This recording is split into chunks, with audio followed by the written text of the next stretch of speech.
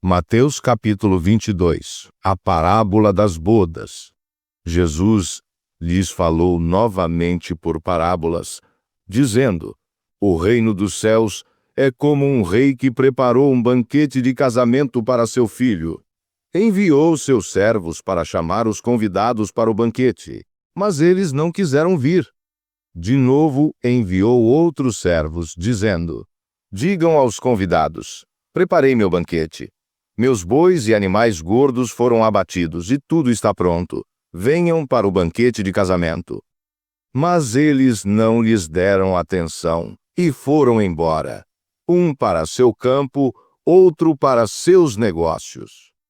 Os restantes, agarrando os servos, maltrataram-nos e os mataram. O rei ficou indignado e enviou seu exército, destruiu aqueles assassinos e queimou a cidade deles. Então disse a seus servos: O banquete de casamento está pronto, mas os convidados não eram dignos. Vão às esquinas e convidem para o banquete todos os que vocês encontrarem. Os servos saíram pelas ruas e reuniram todas as pessoas que puderam encontrar, boas e más, e a sala do banquete de casamento ficou cheia de convidados. Mas, quando o rei entrou para ver os convidados, notou ali um homem que não estava usando traje nupcial. E lhe perguntou: Amigo, como você entrou aqui sem traje de casamento? O homem emudeceu. Então o rei disse aos servos: Amarrem-lhe as mãos e os pés e lancem-no para fora, nas trevas, onde haverá choro e ranger de dentes. Pois muitos são chamados, mas poucos escolhidos. A questão do tributo a César. Então, os fariseus saíram e começaram a planejar como poderiam enredar Jesus em suas palavras. Enviaram-lhe seus discípulos, juntamente com os herodianos, que disseram: Mestre, sabemos que és íntegro e que ensinas o caminho de Deus conforme a verdade. Não te deixas influenciar por ninguém, porque não te deixas levar pelas aparências. Dize-nos, pois, o que achas? É certo pagar imposto a César ou não? Mas Jesus, percebendo a maldade deles, disse: Hipócritas, por que estão me pondo à prova? Mostrem-me a moeda usada para pagar o imposto. Eles lhe trouxeram um denário, e ele lhes perguntou: De quem é esta imagem e esta inscrição? De César, responderam eles. E ele lhes disse: Então deem a César o que é de César e a Deus o que é de Deus. Ao ouvirem isso, eles ficaram admirados e, deixando-o, retiraram-se. A questão da ressurreição. Naquele mesmo dia, alguns saduceus, que dizem não haver ressurreição, aproximaram-se dele com uma pergunta. Rabi, disseram eles, Moisés nos ordenou que, se um homem morrer sem ter filhos, o irmão dele se case com a viúva e dê descendência a seu irmão. Entre nós havia 7 irmãos. O primeiro casou-se e morreu, e como não teve filhos, deixou sua mulher para seu irmão.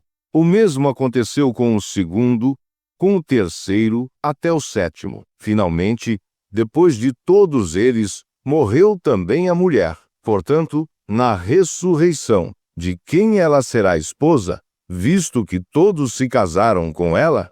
Jesus respondeu: Vocês estão enganados, pois não conhecem as Escrituras nem o poder de Deus. Na ressurreição, as pessoas não se casam nem são dadas em casamento, mas são como os anjos no céu. Quanto à ressurreição dos mortos, vocês não leram o que Deus disse: Eu sou o Deus de Abraão, o Deus de Isaque e o Deus de Jacó. Ele não é Deus de mortos, mas de vivos.